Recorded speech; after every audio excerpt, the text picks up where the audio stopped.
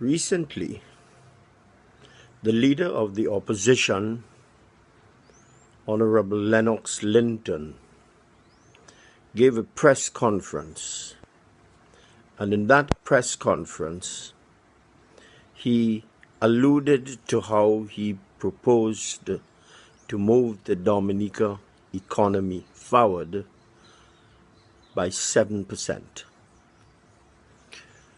This is retrograde thinking, bearing in mind that all international economic commissions in and regional ones has given Dominica a 9% increase in its GDP growth for 2019.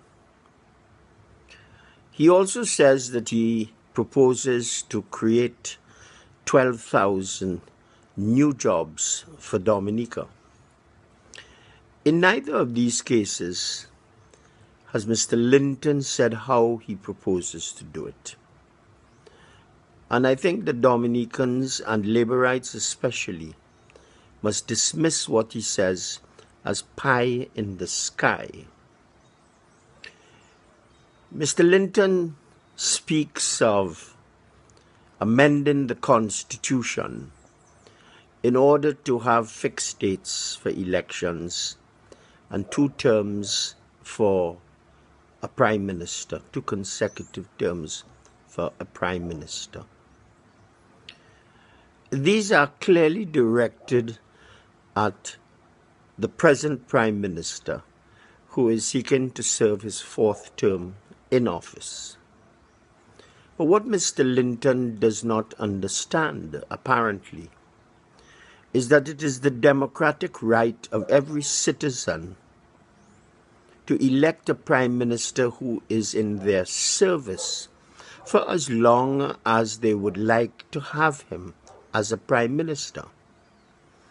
Clearly, over the years, the Dominican people have rejected the candidates of the United Workers' Party, and they have re-elected Honorable Roosevelt Skerrit as Prime Minister by voting for his candidates throughout the country. If something works well for a country, you don't change it. And given the progress that has been made, and I can attest to it, being one who lives outside of the country but who has spent a lot of time in the last 18 months in Dominica, I can attest to the progress that has been made. The infrastructure of Dominica is in excellent shape. New bridges are being built to improve on what exists, and the roads are being repaved in some areas. Concrete roads are replacing pitch roads. Dominicans must learn to understand and to appreciate what, as a people, we have. And I can tell you that the roads and the bridges that we have in Dominica are second to none in the Caribbean.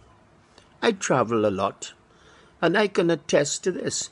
So don't let Honorable Linton tell you nonsense and accept it. I challenge him to speak the truth, and that is a problem that he has. You know, tongue-in-cheek, Mr. Linton also speaks about Dr. Skerrit rejecting his present government by not having them run again in many of the constituencies. What he does not understand is the dynamics of the politics, that the people in many constituencies will vote Labour and will reject UWP, but they would like to have a new parliamentary representative, and that is quite normal. So, if the Prime Minister gives the people what they want. Clearly, Mr. Linton should have no problem with that at all. Maybe if he adopts that policy, he will stop having a set of old faces who have had nothing to offer the public. Many of them have sat in Parliament as senators. Many of them are still members of Parliament, and they have contributed little, very little, to the parliamentary agenda in terms of the debate. So clearly, Mr. Linton is out of his depth in the politics of Dominica. And I would like to let my fellow Labourites know that we are going to win this election, and we are going to win it convincingly. So, when you hear people in the diaspora talking their nonsense, tell them that they can speak from now until doomsday, but it is not going to affect the fact that the Dominica Labour Party under Honourable Roosevelt Skerritt is going to win, and to win a commanding majority in the House of Assembly. Have a great day.